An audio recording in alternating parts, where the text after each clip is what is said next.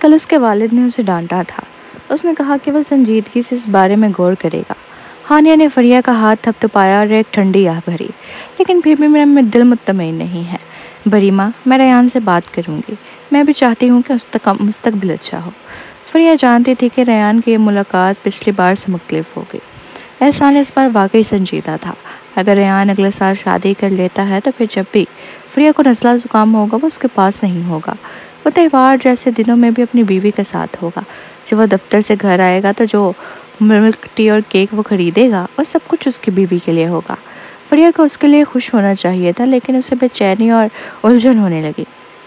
رات کے 8 بج چکے تھے مگر ریان واپس نہیں آیا تھا۔ فریہ نے واٹس ایپ پر میسج بھیجا، کیا کر رہے ہو؟ سنا ہے بابا نے تمہیں بچپن کی ایک دوست سے ملوایا ہے کہ تم اس وقت ڈیٹ پر ہو؟ ریان نے جواب دیا، ابھی ڈیٹ پر ہوں۔ فریہ نے کافی دیر تک اس میسج کو دیکھا۔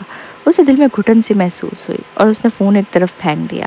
اگلی صبح جب وہ ناشتہ کرنے گئی تو اس نے ریان کو باغیچے کے راستے سے آتے ہوئے دیکھا۔ صبح کی دھوپ اس کے قداور اور پروقار وجود پر پڑ رہی تھی۔ وہ سیاہ رنگ کے کپڑوں میں نفاست سے چمک رہا تھا۔ گڈ مارننگ، ریان نے فریہ کو ہاتھ ہلا کر کہا۔ فریہ نے اس پر آنکھیں چڑھائیں اور بغیر کچھ کہے آگے بڑھ گئی۔ ریان حیران رہ گیا۔ اس نے فوراً لمبے قدموں سے اس کا پیچھا کیا اور اس کے ساتھ چلنے لگا۔ میں نے کچھ غلط کہا کیا؟ نہیں، فریہ نے انکار تو کیا لیکن وہ دل سے واقعی خفا تھی۔ رات کو صرف 4 لفظوں کا میسج کرنے کے بعد ریان نے اسے کوئی بات تک نہیں کی۔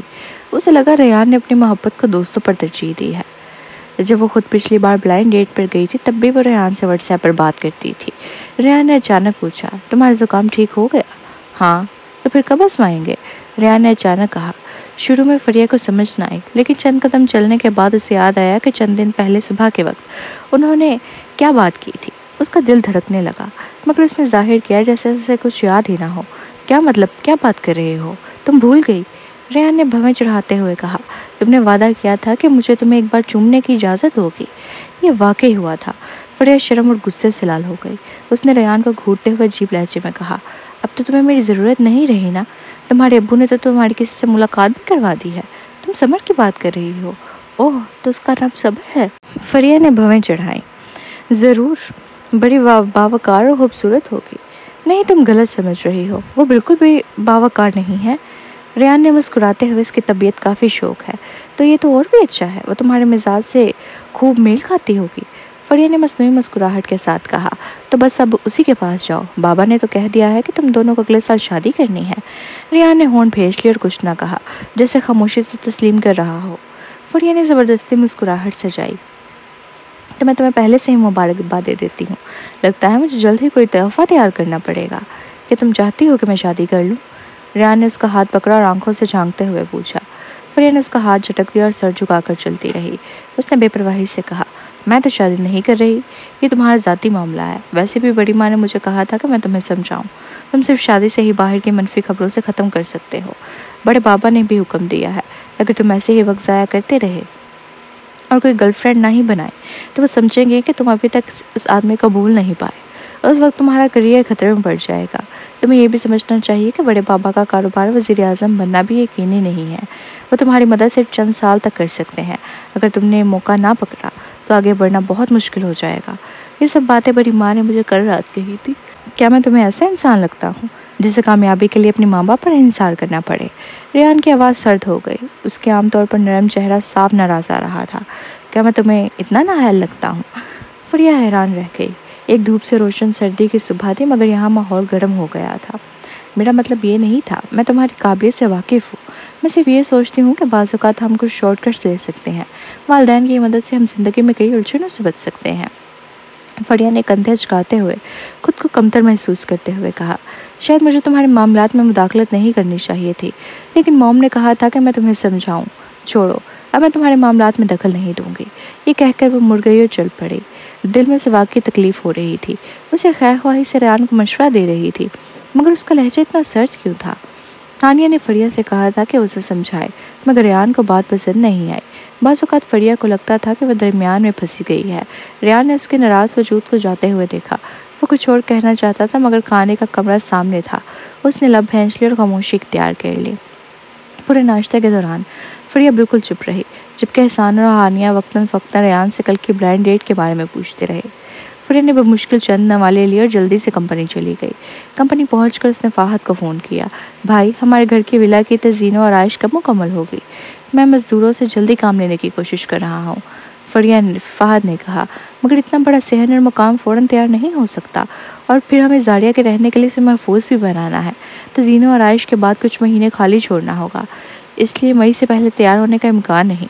इसका मतलब था कि फरिया को मज़ीद 5 महीने सरकारी रिहाइशगाह में रहना पड़ेगा। वो अफसरदा हो गई। क्या हुआ? फहद ने पूछा। सरकारी रिहाइश में रहने में कोई मसला है? शाह फैमिली ने फिर कोई ज़्यादती की? नहीं, वो लोग मेरे साथ भी अच्छे हैं और जारिया के साथ भी, फरिया हिचकिचाते हुए बोली। बस सरकारी रिहाइश में रहना आसान नहीं है। मिसाल के तौर पर जब तुम लोग मुझसे मिलने आते हो तो सख्त रजिस्ट्रेशन और सिक्योरिटी से गुजरना पड़ता है, और रेहान अगले साल शादी कर लेगा, तो जब उसकी नई दुल्हन घर में आएगी तब काफ़ी अजीब लगेगा। फहद ने कुछ देर सोचा, फिर बोला, फरिया, तुम चाहो तो मेरे साथ रह सकती हो, मगर क्या तुमने सोचा है कि अगर अचानक तुम वहाँ से निकल आई तो वज़ीर आज़म और दूसरे लोग क्या सोचेंगे? और फिर मैं तो अक्सर बिजनेस ट्रिप पर होता हूँ, जारिया और आया घर पर होंगे। अगर ज़रून आ गया और जारिया को ले गया तो मैं हर वक्त मौजूद नहीं रह सकता, और माँ बाप तो अभी मेलबोर्न कंपनी के कुछ मामलात में मसरूफ़ हैं, वो फ़िलहाल नहीं आ सकते। फरिया खामोश हो गई। हाँ, वो भी यही सब कुछ सोच रही थी, इसलिए तलाक के बाद भी वो सरकारी रिहाइशगाह में ही रहती थी। सरकारी रिहाइश बड़ी है और महफूज भी, जारिया वहाँ आराम से रह सकती है। फहद उससे मुसलसल कायल करता रहा।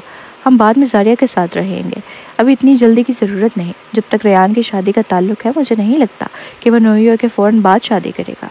शादी की तैयारियों में तो वैसे भी कुछ महीने लगते हैं। जहाँ दुल्हन वहाँ आ जाए तब तुम विला में जा सकती हो। ठीक है। फरिया के पास अब इनकार की कोई ख़ास वजह नहीं बची थी। फरिया को दरअसल मालूम था कि सरकारी रिहाइशगाह में रहने के फ़ायदे नुकसानात से कहीं ज़्यादा हैं, मगर जब वो सुबह रेयान के साथ रवैये को याद करती तो इसका दिल बहुत घुटता। उसे बहुत दुख महसूस होता। उसे इतना दुख था कि वह अब रेयान के साथ एक ही छत के नीचे नहीं रहना चाहती थी। उसके अलावा वो ये मंजर भी देखना नहीं चाहती थी कि शादी के बाद रेयान अपनी बीवी के साथ खुशगवार लम्हे गुजार रहा हो। ज़्यादा न सोचो, फहद ने उसे दिलासा दिया। दरअसल वज़ीर आज़म शाह उनके अहले खाना काफ़ी अच्छे हैं। जब मेरी ज़मीन की मंजूरी हुई तो मुझे कई रुकावटों का सामना करना पड़ा, क्योंकि बाकी लोग हसद कर रहे थे। रेयान ने छुपकर मेरी कई बार मदद की। अगर वो ना होता तो मैं हेडक्वार्टर यहाँ इतनी आसानी से मुंतकिल नहीं कर पाता। मुझे ये बात हाल ही में दूसरे लोगों से पता चली है, तो मैं रेयान से रब्ता करना चाहिए। हमें आज रात उसे खाने पर बुलाना चाहिए। फरिया हैरान रह गई। उसे मालूम ही नहीं था कि रेयान ने पर्दे के पीछे उसके भाई की इतनी मदद की है। फहद, तुमने मुझे पहले क्यों नहीं बताया? तुम क्या जानती हो? और वैसे भी मैं नहीं चाहता था कि तुम शाह फैमिली से मदद मांगो। जितनी ज़्यादा मदद वो देंगे उतने ही ज़्यादा एहसान हम पर होंगे। लेकिन रेयान को कंपनी के मिसाल कायम था। शायद वो शुरू से शेख कॉर्पोरेशन पर नज़र रखे हुए था। वह वाकई बहुत ख्याल रखने वाला इंसान है। फहद शादो नादर ही किसी का शुक्रिया अदा करता था।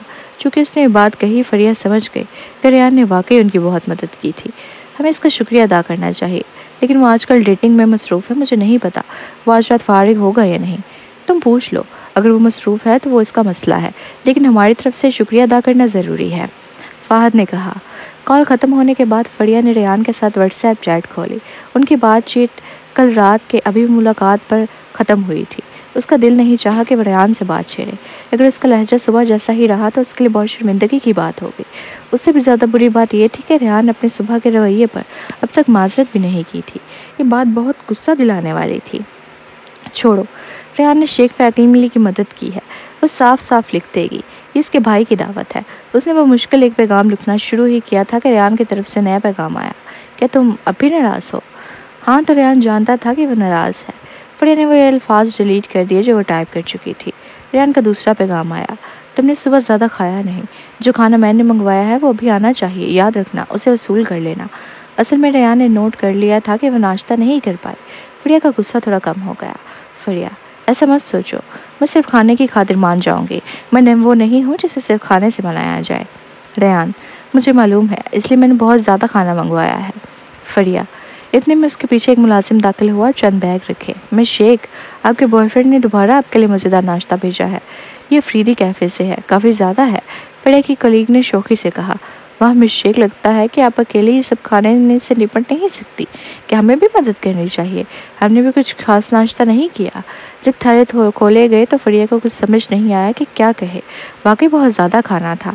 मिर्चदार baked eggs, croissant, sober toast, sandwich, granola, fruit salad और पैन केक्स। एक खातून कोलीग ने कहा, मिस शेख, आपका बॉयफ्रेंड आपसे कितना प्यार करता है। वो पक्की थी कि रेयान फरिया का बॉयफ्रेंड है। अगरचे फरिया ने कई बार वजाहत करने की कोशिश की थी, लेकिन उन्हें यकीन नहीं करती थी। हाँ, वो वाकई बहुत अच्छे हैं। अफरीदी कैफ़े से खाना लेना आसान नहीं, उनके स्पाइस्ड बेक्ड एग्स तो कमाल हैं। मिस शेख, आप वाकई बहुत खुशनसीब हैं। अगरचे रेयान फरिया का बॉयफ्रेंड नहीं था, फिर भी जब सब ने उसकी तारीफ़ की और उससे हसद किया तो अंदर ही अंदर फ़ख्र महसूस कर रही थी। बहरहाल खाने को देखकर वाकई अब उसकी भूख भी लग गई थी। उसने स्पाइस्ड बेक्ड एग खाते हुए रेयान को पैगाम भेजा, तुमने इतना कुछ खरीद लिया, क्या मुझे कोई बला समझा है?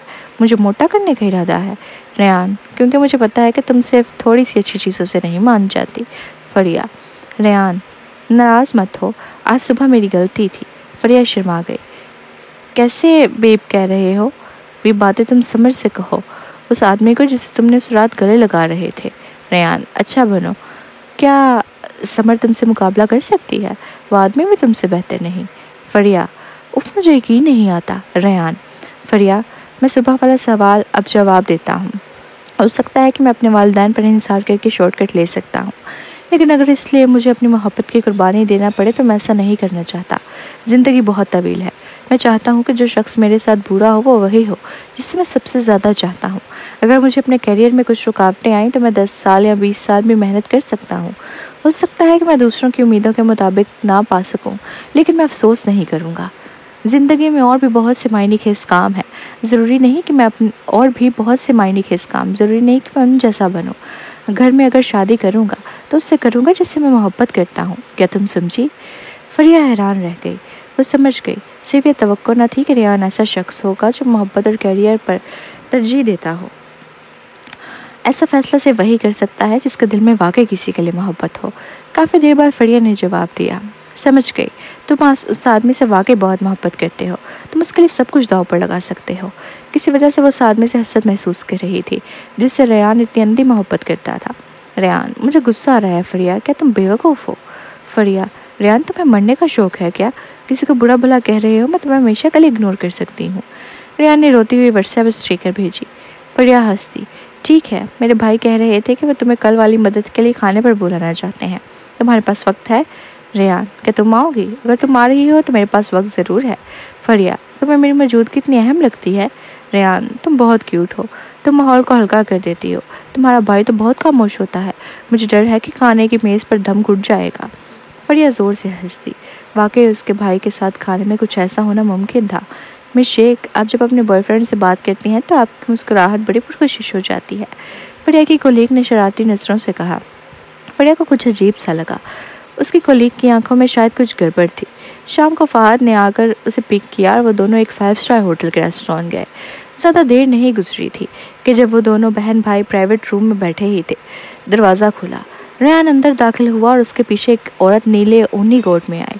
उस औरत के चेहरे पर सर्द और शानदार तासुर था, अंदाज बावकार और हाथ में एक बैग था। उसकी नज़र जब कमरे में घूमी तो उसकी मौजूदगी का रौब फौरन महसूस हुआ। जैसे ही दरवाज़ा ज़ोर से खुला, फरिया के हाथ से कब तकरीबन छूट ही गया। वो फ़ौरन खड़ी हो गई। जैस्मीन? फहद का चेहरा यकदम संजीदा हो गया। जैस्मीन की गहरी आंखों में हैरत थी। रेयान मुस्कुराते हुए बोला, मुझे शाम में जैस्मीन से कुछ बात करनी थी तो हम साथ ही आ गए। वैसे भी हम सबको एक दूसरे को जानते ही हैं। जैस्मीन, बैठ जाओ। फरिया ने फ़ौरन कुर्सी खींचकर जैस्मीन को बैठने की दावत दी, लेकिन रेयान ने जैस्मीन को रोक लिया और खुद उस कुर्सी पर बैठ गया। वो बोला, अभी आप दूसरी तरफ बैठ जाओ, ये जगह खाने के सर्व होने की है। फरिया ने खजालत से अपना माथा पीटा। मैं कैसे भूल गई। रेयान हंसते हुए बोला, इतना ना पीटो वरना बेवकूफ़ बन जाओगी। फरिया ने जवाब दिया, खुद बेवकूफ़ हो। ये मेज़ के गिर्द बैठने का निज़ाम बदल गया। फरिया और जैस्मीन रेयान और फहद के दरमियान बैठ गए। मेज़ पर ज़्यादातर बातचीत रेयान और फरिया के दरमियान ही हो रही थी। फरिया को कुछ देर बाद एहसास हुआ कि जैस्मीन कभी उसके भाई की यूनिवर्सिटी की गर्लफ्रेंड थी। सूरत हाल खासी अजीब हो गई थी, लेकिन रेयान जैसे कुछ जानता ही ना हो आराम से खाने का ऑर्डर लेने लगा और फहद से मर्दों की बातों में मशगूल हो गया। बाद में उसने काम के बारे में बात करते हुए जैस्मीन को भी गुफ्तगू में शामिल किया। जब कोल्ड ड्रिंक पेश की गई तो फहद ने पहल की। प्रेसिडेंट शाह, रेयान ये आप दोनों के नाम हैं, ख़ास तौर पर रेयान जिसने शेख कॉरपोरेशन की बहुत मदद की। जैस्मीन ने पुरसुकून चेहरे के साथ गिलास उठाया और 2 घूंट पिए। रेयान ने हंसते हुए जवाब दिया, फहद ये तो मेरी खुशी है, ہم سب ایک ہی خاندان ہیں۔ فریہ نے بھی گلاس اٹھانا چاہا۔ میں بھی آپ کے ساتھ ہی پی لیتی ہوں، ریان نے اسے گھورتے ہوئے کہا۔ نہیں، اگر تم پی لوگی تو بعد میں ڈرائیو کون کرے گا؟ فریہ نے بے بسی سے گلاس رکھ دیا۔ ٹھیک ہے، میں تم سب کو بعد میں گھر چھوڑ دوں گی، تم لوگ جتنا دل چاہے پی لو۔ ریان خوش ہو کر بولا، بس یہی سننا چاہتا تھا، بھائی آج رات تم خوب پیئیں گے۔ ریان بار بار فہد کو بھائی کہہ کر بلا رہا تھا، جسے فہد کو واقعی لگنے لگا کہ جیسے اسے ایک نیا بھائی مل گیا ہو۔ کھانے کے دوران ریان وقفے وقفے سے فہد کے ساتھ ٹویسٹ کرتا رہا۔ بھائی دعا ہے کہ تمہارا کیریئر بہت ترقی کرے۔ بھائی تم اب بھی جوان نہیں رہے، اب شادی کر لو اور ایک بچہ ہو جائے، چلو ایک اور جام ہو جائے۔ فہد نے ریان کا شکریہ ادا کرنے آیا تھا، لیکن ریان کے مسلسل دعوتوں پر اسے بھی ساتھ دینا پڑا۔ یہ تو میز کا آداب تھا۔ فریہ حیران بیٹھی یہ سب دیکھ رہی تھی۔ ریان نے ہنستے ہوئے کہا، مزید کولڈ ڈرنک منگواتے ہیں۔ فریہ کچھ کہہ نہ سکی اور ایک نئی بوتل آ گئی۔ ریان نے جیسمین کے گلاس میں بھی کولڈ ڈرنک ڈالی۔ کچھ جام پینے کے بعد جیسمین کے ٹھنڈے چہرے پر روشنی کی چمک میں ایک دلکش سرخی چھا گئی۔ فہد نے اس کی طرف نظر کی، اس کی آنکھیں جھک گئیں اور بغیر کسی کے پلانے کے خود ہی پینے لگی۔ 9 بجے۔ فریہ نے میز پر بیٹھے ریان اور فہد کی طرف دیکھا، جو مکمل طور پر نشے میں چور ہو چکے تھے۔ اس کی نظر پھر جیسمین پر پڑی، جس نے بھی کچھ پیالے شراب کے پی لیے تھے۔ وہ بالکل خاموش ہو گئی۔ جیسمین، اوہ مجھے باتھ روم جانا ہے۔ ریان اچانک لڑکھڑاتے ہوئے اٹھا۔ اس نے فریہ کا بازو بھی تھام لیا۔ تم میرے ساتھ چلو گی؟ میں تمہارے ساتھ فریہ اپنی بات مکمل بھی نہ کر پائی کہ ریان اسے زبردستی باہر کھینچ لیا۔ تم ہی واحد ہو جس نے شراب نہیں پی، میں تبھی مطمئن ہوگا اگر تم میرے ساتھ چلو۔ ریان نے کہتے ہوئے اسے باہر کی طرف لے جایا۔ جب پرائیویٹ روم کا دروازہ بند ہو گیا اور وہ دونوں کافی دور چل چکے، تب جا کر ریان کا لڑکھڑاتا جسم سیدھا ہوا۔ اس کے نشے سے بھری آنکھیں اچانک بالکل صاف ہو گئیں۔ تم تو نشہ ہونے کا ڈرامہ کر رہے تھے؟ فریہ حیران رہ گئی۔ یہ سب کیوں کیا؟ میں واپس جا رہی ہوں۔ کتنی ناسمجھ ہو تم۔ ریان نے اسے واپس کھینچا اور ہنستے ہوئے کہا، یا تم نے نہیں دیکھا میں دونوں کو اکیلا چھوڑنے کے لیے سب کر رہا تھا؟ فریہ صدمے میں آ گئی۔ اسے اب سمجھ آیا کہ ریان آج رات عام دنوں سے مختلف کیوں تھا اور فہد سے اتنی بار جام کیوں ٹکرا رہا تھا۔ وہ جان بوجھ کر اسے نشے میں دھکیل رہا تھا۔ یہ تو مکمل منصوبہ بندی تھی۔ تم پاگل ہو، میرے بھائی ہیں اور جیسمین، تمہیں معلوم ہے نا کہ جیسمین تمہارے بھائی کی گرل فرینڈ تھی جب وہ بیرون ملک تعلیم حاصل کر رہا تھا۔ ریان نے بمیں چڑھاتے ہوئے کہا، مجھے تھوڑا بہت معلوم ہے، لیکن بس اتنا۔ ویسے بھی ان کی کافی پہلے بریک اپ ہو چکا ہے اور جیسمین تو شادی شدہ بھی رہی ہے۔ تو کیا ہوا اگر وہ پہلے شادی شدہ تھی؟ جب تک دونوں کے دل میں جذبات باقی ہوں، باقی سب بے معنی ہے۔ ریان بے پرواہی سے کہا، اگر تمہارے بھائی نے واقعی جیسمین کو بھول چکا تھا تو اتنے سالوں سے کسی اور سے رشتہ کیوں نہ بنایا؟ فہد چند دن پہلے ایک لڑکی سے مل رہا تھا، وہ اسے جاننے کی کوشش کر رہا ہے۔ اگر اس نے واقعی دل سے چھوڑ دیا ہے تو پھر آج رات کچھ نہیں ہوگا۔ ریان نے مسکرا کر کہا، میں تو بس ایک موقع دے رہا ہوں، چلو ہم وہاں نہ رہیں تاکہ انہیں تنہائی میسر ہو۔ یہ کہتے ہی اس نے اپنا پورا وزن فریہ پر ڈال دیا۔ جلدی مجھے سہارا دو، واقعی نشہ چڑھ گیا ہے، باہر میں جاؤ۔ اب میں تم پر یقین نہیں کروں گی، تم بالکل بھی نشے میں نہیں ہو۔ فریہ جب وہ مشکل اپنے توازن پر قائم تھی، ریان کو چٹکنے لگی۔ باجی، میں نے اتنی سفید شراب پی ہے تمہیں لگتا ہے میں لوہے کا بنا ہوں؟ بس ابھی تک زبردستی خود کو سنبھال رہا تھا، گر گیا تو شرمندگی ہوگی، تھوڑا سہارا دو۔ یہ کہتے ہوئے ریان نے فریہ کی کمر میں باہیں ڈال دی اور اپنا آدھا جسم اس سے لگا دیا۔ فریہ اس کی ڈٹائی کے سامنے بے بس ہو گئی۔ وہ غصے سے بڑبڑاتی ہوئی اسے سہارا دے کر لفٹ میں لے گئی۔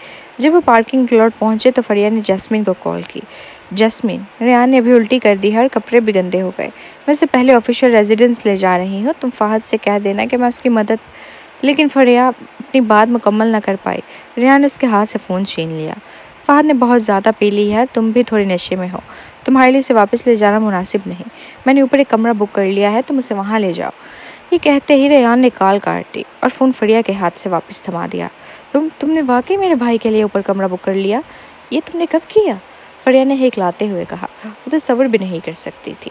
جیسمین نے بھی شراب پی تھی اور اب وہ فہد کو اوپر لے جا رہی تھی۔ ایک جوان مرد اور عورت جو ماضی میں ایک دوسرے سے محبت کرتے تھے، تنہا ہو تو کچھ بھی ہو سکتا ہے۔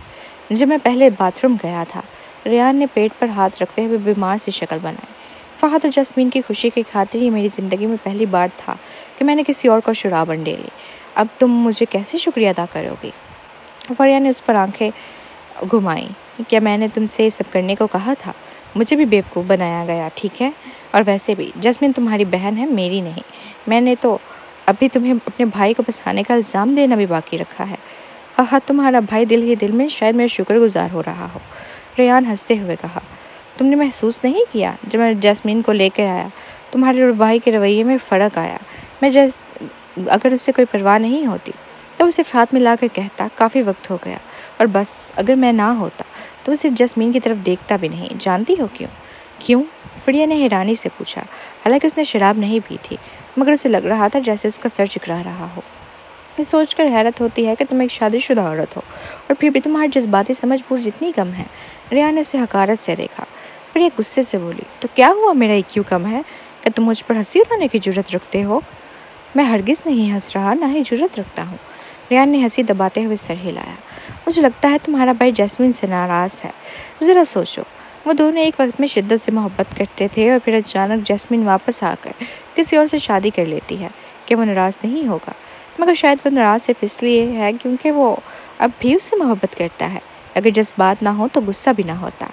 فریہ خاموش ہو گئی۔ اسے یاد آیا جب اس نے شاہ فیملی کی حویلی میں فہد اور جیسمین کو جھگڑتے دیکھا تھا، تب اس کے بھائی کے الفاظ بہت سخت تھے۔ شاید وہ نفرت نہیں بلکہ تکلیف تھی۔ ریان نے کہا، یہ حیرت کی بات نہیں کہ تمہارا بھائی ناراض ہے۔ میری بہن کو میرے دادا نے بچپن سے تربیت دی تھی۔ وہ بہت فرمانبردار تھی۔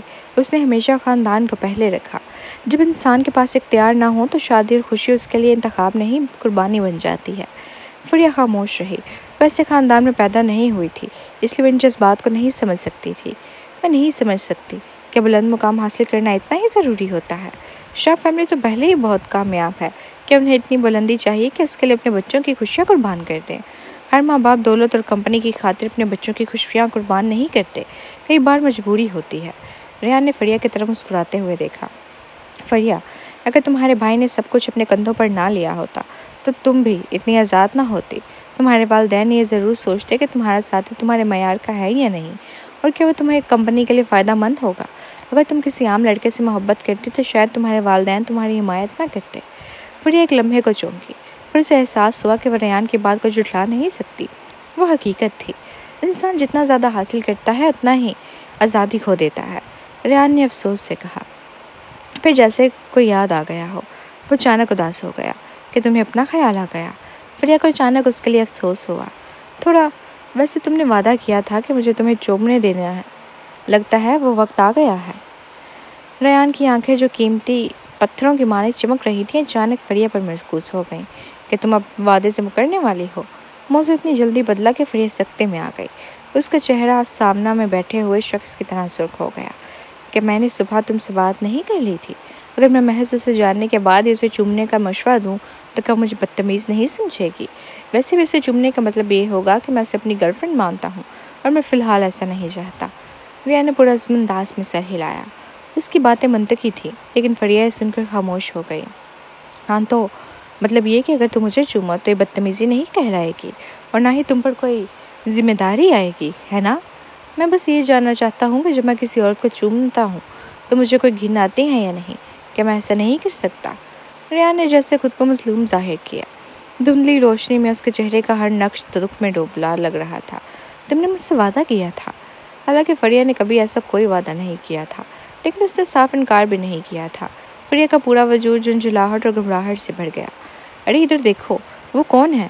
ریان نے اچانک بائیں طرف اشارہ کرتے ہوئے حیرت سے کہا۔ فریہ کو لگا فہد نیچے آ گیا ہے۔ اس نے فوراً گھبرا کر دیکھا لیکن اسے وہاں کوئی نظر نہیں آیا۔ کوئی نہیں ہے۔ اسی لمحے جب اس نے اپنا چہرہ موڑا مسافر سیٹ سے ایک سایہ اس کے قریب آ گیا۔ اسے سنبھلنے کا موقع تک نہ ملا۔ اس کے ہونٹ کسی گرم لفظ سے مہر ہو گئے۔ فریہ سے فطری طور پر پرے دھکیلنے کی کوشش کی لیکن ریان کا آدھا جسم اس پر جھکا ہوا تھا۔ ایک ہاتھ سے اس نے اس کے دائیں کندھے کو تھاما ہوا تھا اور دوسرا اس کے سر کے پیچھے تھا۔ ریان، تم کمینے! فریہ کی جھنجھلاہٹ بھری آواز ان کے لبوں کے درمیان سے نکلی مگر اس کی آواز کمزور تھی کیونکہ وہ مسلسل چومی جا رہی تھی۔ مجھے بس اتنا یاد ہے کہ تم نے وعدہ کیا تھا، اچھی بچی بنو اور آنکھیں بند کر لو۔ ریان نے اسے نرمی سے بہلایا اور فوراً اس بوسے کو گہرا کر دیا۔ اس نے ایک لمحے کے لیے بھی دھیان ہٹانے نہیں دیا۔ فریہ کا ذہن اس بوسے سے منتشر ہو گیا۔ یہ پہلی بار نہیں تھا کہ ریان نے اسے چوما تھا لیکن اس وقت وہ نشے میں تھا، وہ مکمل ہوش میں تھا۔ لیکن اس کا بوسہ اتنا پرجوش تھا کہ لگ ہی نہیں رہا تھا کہ اسے عورتوں سے نفرت ہے۔ بند سنسان کار میں ان کے سوا کوئی آواز نہیں تھی، بس ان کے لبوں سے نکلتی سرگوشیاں اور سسکیاں۔ اس ماحول میں فریہ کا جسم اور دماغ دونوں اس کا ساتھ چھوڑ چکے تھے۔ اس کے بدن میں سنسناہٹ پھیل گئی۔ اس نے شراب نہیں پی تھی، لیکن ریان کے منہ سے اٹھتی مہک سے اسے لگ رہا تھا جیسے وہ خود نشے میں ہے۔ ماضی میں اکثر مرد کے شراب پینے کے بعد آنے والی مہک سے کراہت محسوس کرتی تھی، لیکن ریان کی خوشبو سے ناگوار نہیں لگ رہی تھی۔ وہ بھی بے خودی میں تھی۔ اسے یہ بھی احساس نہ ہوا کہ وہ کب تک ایک دوسرے کو چومتے رہے۔ ریان نے اس کے لبوں سے جدا ہو کر اس کے کان کو ہلکے سے کاٹا۔ فریہ ہولے سے کام گئی۔ ایک دم اس کی ہوش واپس آ گئی۔ وہ شرما کر اسے پڑے دھکیلنے لگی۔ ریان کی گہری جذب سے بڑی نگاہیں اسے دیکھ رہی تھیں۔ اس کا دل زور زور سے دھڑکنے لگا۔ ریان، یہ تم اب کیا کر رہے تھے؟ تم نے تو کہا تھا کہ صرف جانچنے کے لیے ایک بار چومنا ہے، پھر تم نے مجھے اتنا زیادہ کیوں چوما کہ میری سانسیں اکھڑ گئیں، میرے ہونٹ تو سوج گئے ہیں، اور تم نے میرا کان کیوں کاٹا؟ یہ سب تو وہ حرکتیں ہیں جو صرف محبوب کرتے ہیں، ہے نا؟ فریہ کا دماغ جیسے پھٹنے کو تھا۔ اس رات کچھ چیزیں کنٹرول سے باہر ہو رہی تھیں۔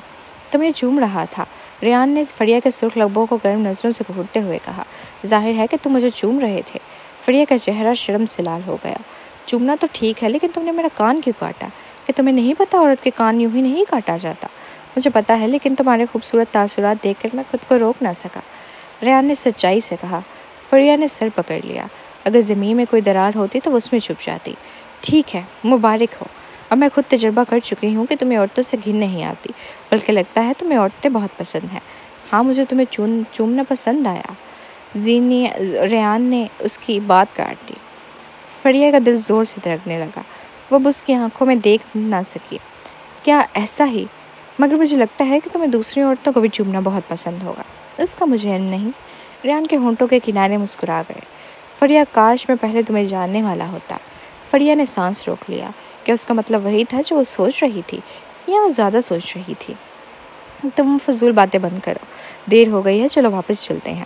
وہ گاڑی سٹارٹ کر کے ڈرائیو کرنے لگی۔ دل میں ایک عجیب کیفیت کے ساتھ آج رات حالات بہت بے قابو ہو رہے تھے۔ فریہ، جب میں نے ابھی تمہیں کس کیا تو لگا جیسے پہلے بھی کہیں تمہیں چوم چکا ہوں۔ ریان نے اچانک کہا کہ میں کہیں پچھلی زندگی میں ایک دوسرے کو کس کیا تھا؟ فریہ کا سر گھومنے لگا۔ وہ اس سوال کا جواب نہیں دے سکی۔ جب گاڑی کافی دور پہنچ گئی تو اس نے کہا، کیا ایسا ہے؟ مجھے لگتا ہے تم واقعی نشے میں ہو سکتا ہے میں نے آج کافی شراب پی ہے۔ ریان کی آواز نرم تھی۔ اس نے آنکھیں بند کر لیں۔ فریہ نے چپکے سے اسے دیکھا۔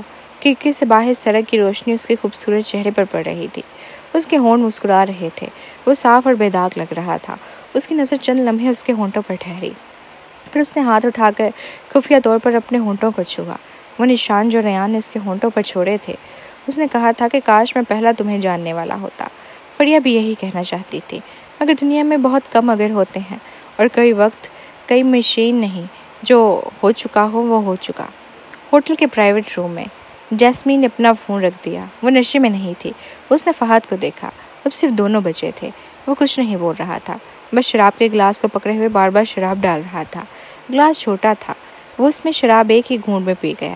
تم نے بہت پی لیا ہے، بس کرو۔ جیسمین نے ہاتھ بڑھایا کہ وہ گلاس لے لے، مگر فہد نے اس کی کلائی پکڑ لی۔ وہ ٹھنڈی نظروں سے اسے دیکھے گیا۔ ڈائریکٹر شاہ، اپنا کام سنبھالو۔ ریان نے فون کیا تھا اور بتایا تھا کہ اس نے کیا کی ہے اور کپڑے گندے ہو گئے ہیں۔ وہ فریہ کے ساتھ واپس چلا گیا ہے۔ اس نے تمہارے لیے ایک کمرہ بک کیا ہے اور کہا ہے کہ تم اسے لے کر اوپر چلو۔ جیسمین اٹھ کھڑی ہوئی اور فہد کی کلائی پکڑ کر اسے سہارا دینے لگی۔ کھڑے ہونے کے بعد فہد نے اسے دھکا دیا اور اپنا توازن کھو دیا۔ چند قدم پیچھے جا کر تقسیم والی دیوار سے ٹکرا گیا۔ تم واقعی نشے میں ہو۔ جیسمین کی خوبصورت آنکھیں پیچیدہ جذبات سے بھری تھی۔ ضد مت کرو، تم اتنے نشے میں ہو کہ ٹھیک چل بھی نہیں سکتے۔ تمہاری حالت پہلے جیسی نہیں رہی، باہر گر گئے تو شرمندگی ہوگی۔ فہد نے ٹھنڈی ہنسی دی۔ وہ دیوار کے ساتھ جھکا ہوا تھا اور لڑکھڑا رہا تھا۔ جیسمین اس کے قریب گئی اور اس کا بازو اپنی گردن کے گر ڈال دیا۔ اس کے ایک ہاتھ میں بیگ تھا اور دوسرے ہاتھ میں فہد کی کمر کو سہارا دے رہی تھی۔ وہ باہر نکلے۔ دروازے پر ویٹر نے انہیں ایک کارڈ کی دی۔ جیسمین نے کارڈ لیا اور پھر لفٹ کی طرف چل پڑی۔ لفٹ میں داخل ہوتے ہی دیوار پر ان فہد کا ایک عکس نظر آیا جو قریب قریب کھڑے تھے۔ فورڈ اچانک اور ابھی زیادہ نشے میں محسوس کرنے لگا۔ ایسا لگا جیسے وہ واپس ان دنوں میں چلا گیا ہو جب وہ بیرون ملک تعلیم حاصل کر رہا تھا۔ فہد اور جیسمین اس وقت امریکہ کے ایک چھوٹے سے کنڈومینیم میں رہتے تھے۔ جب وہ جوان اور بے قابو تھا تو اکثر اپنے دوستوں کے ساتھ شرارتیں کرتا تھا، اور وہ اتنی شراب پیتا کہ نشے میں دھت ہو جاتا اور آدھی رات کو گھر پہنچتا اس وقت چاہے وہ کتنا بھی نشے میں ہو، جیسمین ہمیشہ اس کی مدد کے لیے موجود ہوتی تھی۔ ایسا لگتا تھا کہ اس کے پاس ایک غیر ملکی ملک میں گھر ہے اور وہ گھر جیسمین کی موجودگی میں مکمل تھا۔ لیکن حقیقت یہ تھی کہ فہد سالوں سے ناقابل برداشت درد میں مبتلا رہا۔ وہ اس عورت سے واقعی نفرت کرتا تھا۔ جب وہ سویٹ کے دروازے پر پہنچے، فہد نے اچانک جیسمین کو دیوار کے ساتھ دھکا دیا۔ وہ دیوانہ وار اس کو چوبنے لگا۔ جیسمین کا سر دیوار سے ٹکرایا۔ درد اتنا شدید تھا کہ وہ تقریباً بے ہوش ہو گئی۔ اس کے سنبھلنے سے پہلے اس نے اپنے ہونٹوں پر شدید درد محسوس کیا۔ اس کے منہ میں خون بہنے لگا۔ وہ درد میں تھی، لیکن محسوس کر رہی تھی کہ وہ دوبارہ زندہ ہو گئی ہے۔ وہ سالوں سے مسلسل سازشیں اور حساب کتاب کر رہی تھی، مگر کبھی مطمئن نہیں ہوئی۔ اس کی حالت ایک بوڑھے شخص جیسی تھی جو مرنے والا ہو۔ اب وہ آخرکار اپنی زندگی کو قابو میں لے سکتی تھی۔ وہ صرف اپنے لیے جینا چاہتی تھی اور ایک بار خوش رہنا چاہتی تھی۔ اس نے ہاتھ بڑھا کر اس کا سوٹ اتار دیا۔ دونوں الجھتے ہوئے بستر پر گرے اور رات بھی گہری ہو رہی تھی۔ اگلے دن فہد کو جاگتے ہوئے سر میں شدید درد تھا۔ وہ بیٹھ گیا۔ کمبل اس کی کمر تک گر گیا۔ اس کے ساتھ بڑا نازک جسم بھی ظاہر ہو گیا، لیکن وہ نرم جسم ہکیوں سے بھرا ہوا تھا۔ جیسمین لرز رہی تھی۔ جب اس نے آنکھیں کھولیں تو اس کی عام ٹھنڈی نظروں میں شہوانیت بھری ہوئی تھی۔ ان کی نظریں ملی، دونوں فوراً جاگ گئے۔ فہد کا برفیلا چہرہ سخت ہو گیا۔ پھر بھی پچھلی رات جو کچھ ہوا تھا اس کے دماغ میں فلم کی طرح چل رہا تھا۔ وہ خود کو مار ڈالنے کا خواہش مند تھا۔ اسی وقت اس کی نظر اور بھی سرد ہو گئی۔ اب میں سمجھ گیا ہوں، پچھلی بار بڑی بہن لیڈر شاہ نے ریان کے ساتھ مل کر مجھے نشے میں دھت کیا تاکہ مجھے بستر میں لے جانا آسان ہو جائے، ہے نا؟ جیسمین کا چہرہ اچانک سفید پڑ گیا، جیسے بلا وجہ الزام لگایا گیا ہو۔ فہد نے طنزی انداز میں کہا، جیسے اس کے الفاظ زہر سے بھرے ہوں۔ جیسمین، تم اتنی تنہا ہو تو مردوں پر خود کو بھی اچھال رہی ہو، کہ تمہیں شرم آتی ہے؟ اوہ، مجھے یاد آیا، تم نے طاقت اور مرتبے کے لیے ایک بیمار آدمی سے شادی کی تھی۔ تمہارا مرد مر گیا اور تمہارے پاس کوئی نہیں ہے جو تمہاری تسکین کرے، ہے نا؟ فہد، اپنی زبان سنبھالو۔ جسمین کی دلکش آنکھیں غصے سے کانپنے لگی۔ اگر فہد نہ ہوتا تو اس شخص کو 10,000 بار مار ڈالتی جس نے ایسا کہا تھا، لیکن چونکہ وہ فہد تھا اس لیے وہ خود کو اس کو نقصان پہنچانے نہیں دے سکتی تھی۔